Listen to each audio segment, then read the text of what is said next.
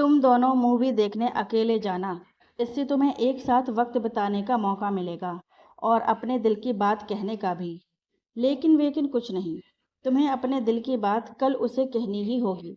वह आकर तो यह बात बोलेगी नहीं। मैंने आशुतोष को गले लगा लिया।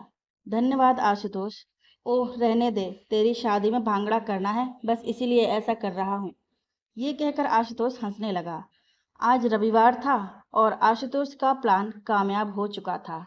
उसने तृषा को फोन करके कह दिया था कि उसकी मौसी बिना बताए उसको सरप्राइज देने के लिए दिल्ली से यहाँ उससे मिलने आई हैं। अथर्व ने अपनी घड़ी की तरफ देखा और उठ गया।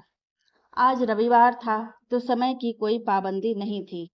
आज ना तो कोई मीटिंग थी, ना ही ऑफिस जाने की जल्दी, ना ही आज उसको सुबह सुबह अपने पूरे दिन का टाइम टेबल देखना था।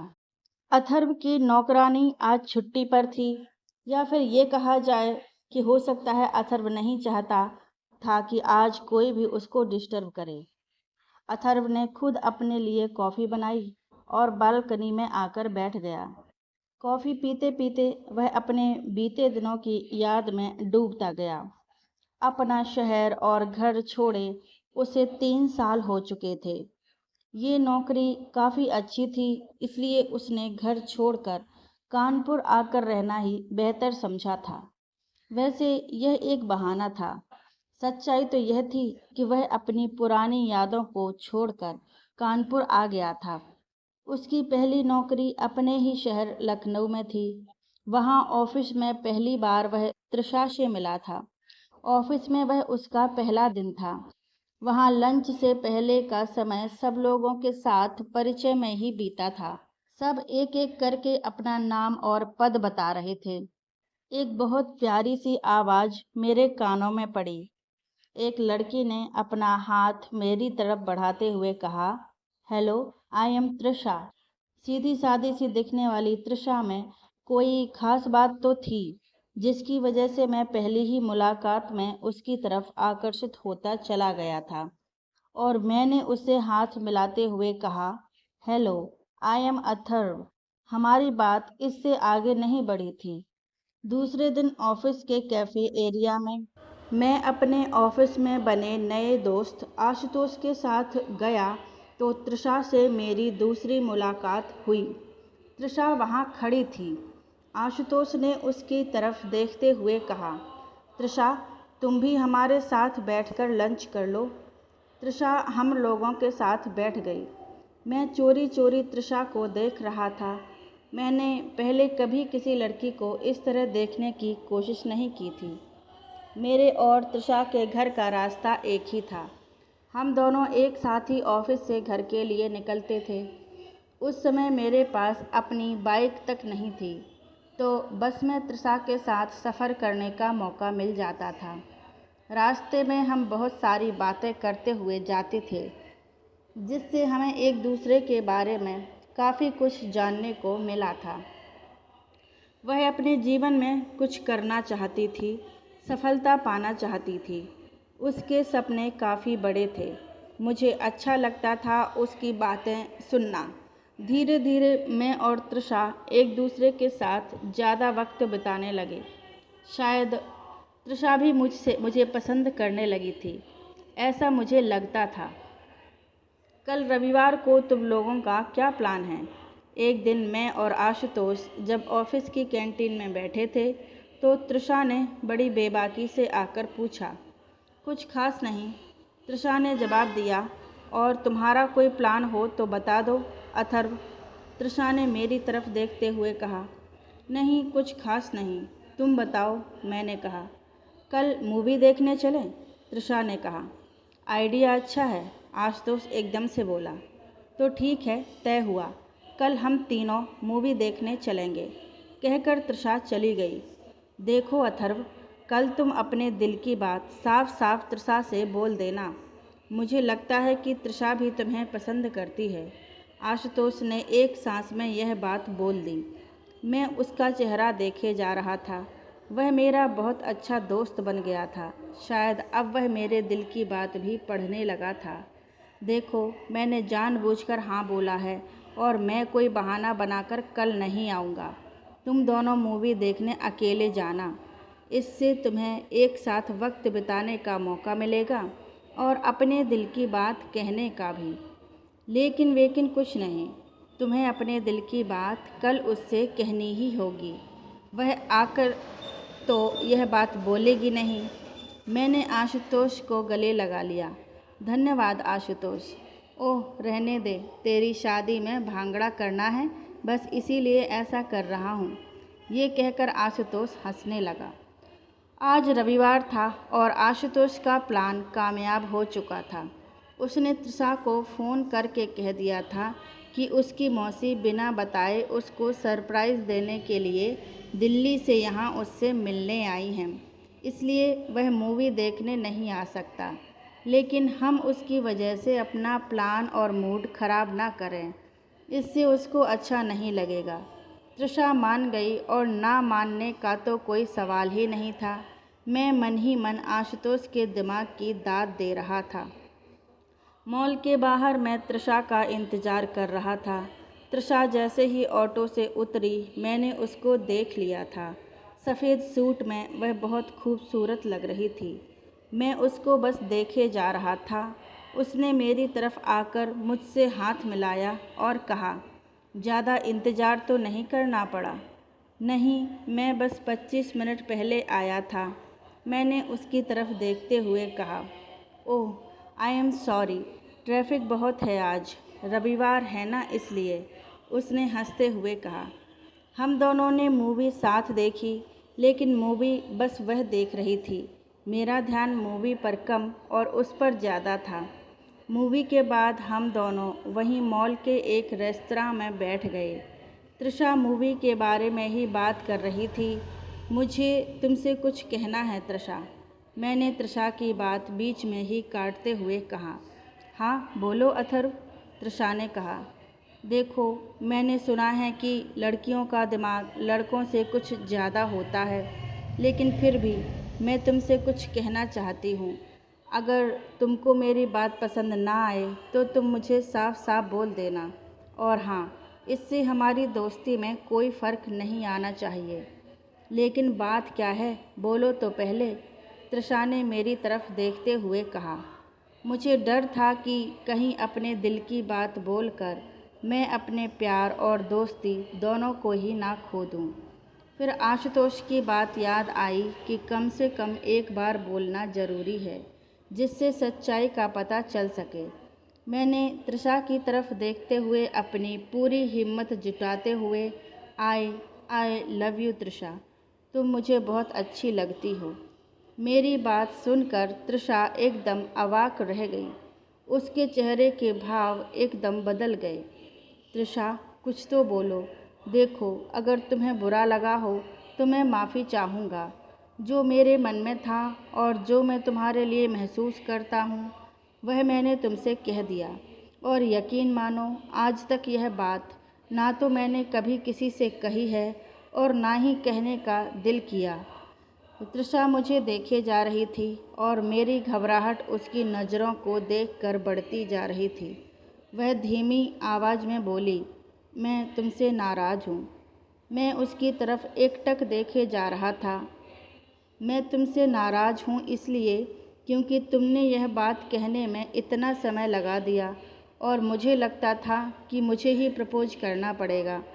उसकी बात को सुनकर मुझे लगा कि कहीं मेरे कानों ने कुछ गलत तो नहीं सुन लिया था, कहीं ये सपना तो नहीं। लेकिन वह कोई सपना नहीं, हकीकत था। मैंने लंबी सांस लेते हुए कहा, तुमने मुझे डरा दिया था तृषा। मुझे लगा कहीं प्यार की बात बोल बोल कर मैं अपनी दोस्ती न खो दूँ। अच्छा, और अगर ना बताते तो शायद अपने प्यार को खो देते, तृषा ने कहा। उस दिन से ज़्यादा खुश शायद मैं पहले कभी नहीं हुआ था। जब एमए में फर्स्ट क्लास आया था तब भी, और जब नौकरी मिली थी तब भी। एक अजीब सी खुशी थी उस दिन।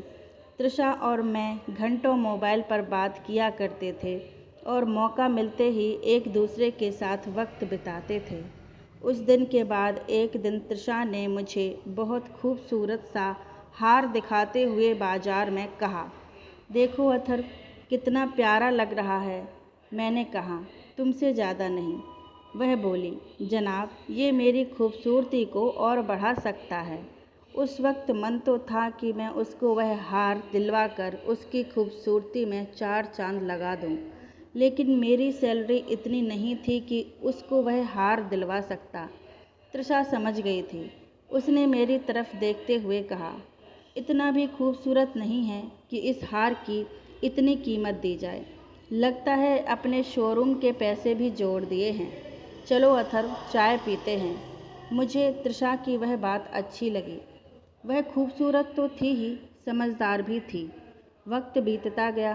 तृषा चाहती थी कि मैं शादी से पहले अपने पैरों पर अच्छे से खड़ा हो जाऊं, ताकि शादी के बाद बढ़ती हुई जिम्मेदारियों से कोई परेशानी ना आए। बात भी सही थी। अभी मेरी सैलरी इतनी नहीं थी कि मैं शादी जैसी महत्वपूर्ण जिम्मेवारी को निभा सकूं। हमारे प्यार को 1 साल से ज़्यादा हो गया था। वक्त कैसे बीत गया पता ही नहीं चला। आज तृषा ऑफिस नहीं आई थी। मैंने तृषा को फ़ोन किया, लेकिन पूरी रंग जाने के बाद भी उसने मोबाइल नहीं उठाया। हो सकता है वह व्यस्त हो किसी काम में। क्या हुआ होगा जो तृषा ने मुझे नहीं बताया कि आज वह छुट्टी पर है। पूरा दिन बीत गया, लेकिन तृषा का कोई फ़ोन नहीं आया। मुझे बहुत अजीब लग रहा था। क्या आज वह इतनी व्यस्त है कि एक बार भी फ़ोन या मैसेज करना ज़रूरी नहीं समझा? अगले दिन भी वही सब। ना मेरा फ़ोन उठाया और ना खुद फ़ोन या मैसेज किया। बस अपने सर को उसने अपनी छुट्टी के लिए एक मेल भेजा था, जिसमें बस यह लिखा था कि कोई ज़रूरी काम है। क्या ज़रूरी काम हो सकता है, मैं सोच नहीं पा रहा था। आशुतोष ने कहा, तुम उसके घर के फ़ोन पर बात करने की कोशिश क्यों नहीं करते? अगर किसी ने फ़ोन उठाया तो? अगर किसी और ने फ़ोन उठाया तो? मैंने उसके सवाल पर अपना सवाल किया। तो तुम बोल देना कि तुम उसके ऑफिस से बोल रहे हो और यह जानना चाहते हो कि कब तक छुट्टी पर है वह। हिम्मत करके मैंने उसके घर के फ़ोन पर कॉल किया। पहली बार किसी ने फ़ोन नहीं उठाया। आशुतोष के कहने पर मैंने दोबारा कोशिश की। इस बार फ़ोन पर आवाज़ आई जो मैं सुनना चाहता था। हेलो तृषा, मैं अथर्व बोल रहा हूँ। कहाँ हो? कैसी हो? और तुम ऑफिस क्यों नहीं आ रही हो? मैंने तुम्हारा मोबाइल नंबर कितनी बार मिलाया, लेकिन तुमने फ़ोन नहीं उठाया। सब ठीक तो है? तृषा चुपचाप मेरी बातों को बस सुने जा रही थी। तृषा, कुछ तो बोलो। अब मुझे कभी फ़ोन मत करना अथर्व, तृषा ने धीमी आवाज़ में कहा। क्या? पर हुआ क्या? ये तो बताओ, मैंने बेचैन होकर पूछा। पापा को माइनर हार्ट अटैक आया था। अब उनकी हालत ठीक है। मेरे लिए एक रिश्ता आया था। पापा ने वह रिश्ता तय कर दिया है और उनकी हालत को ध्यान में रखते हुए मैं ना नहीं कर पाई। तुम्हें उन्हें मेरे बारे में तो बताना चाहिए था ना, मैंने कहा। अथर्व, वह लड़का बिजनेसमैन है, तृषा ने एकदम से कहा। ओह, तो शायद इसीलिए तुम्हारी उससे शादी हो रही है, मैंने कहा। तुम जो भी समझो, मैं मना नहीं करूँगी। अगले महीने मेरी शादी है। मैंने आज ही अपना रिज़ाइनिंग लेटर अपने सर को मेल कर दिया है। बाय अथर्व। मैं बस फ़ोन को देखे जा रहा था और आशुतोष मुझे देखे जा रहा था। उसका मेरे प्यार को स्वीकार करना जितना खूबसूरत सपने की तरह था, उतना ही आज उसका यह बोलना किसी बुरे सपने से कम नहीं था।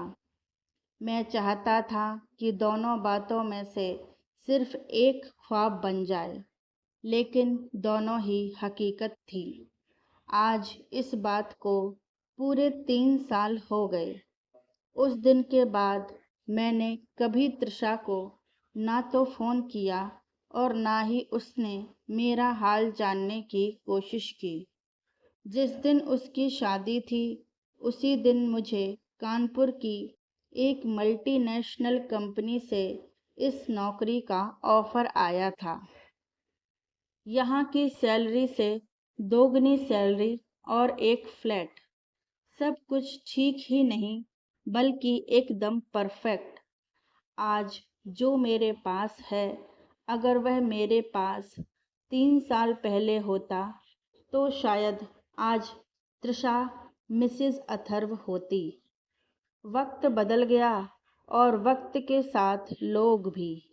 आज मैं जिस मुकाम पर पहुंच गया हूँ, शायद उस समय इन सब चीज़ों की कल्पना उसने कभी की ही नहीं होगी। उस वक्त मैं सिर्फ अथर्व था, लेकिन आज एक मल्टीनेशनल कंपनी का जनरल मैनेजर। आज मेरे पास सब कुछ है, लेकिन मेरी सफलता को बांटने के लिए वो नहीं है जिसके लिए शायद मैं यह सब करना चाहता था। अचानक मेरे मोबाइल की घंटी बजी। मुझे घंटी ने मुझे मेरी यादों से बाहर निकाला। आशुतोष का फ़ोन था। सब कुछ बदल जाने के बाद भी मेरी और आशुतोष की दोस्ती नहीं बदली थी। शायद कुछ रिश्ते सच में सच्चे और अच्छे होते हैं।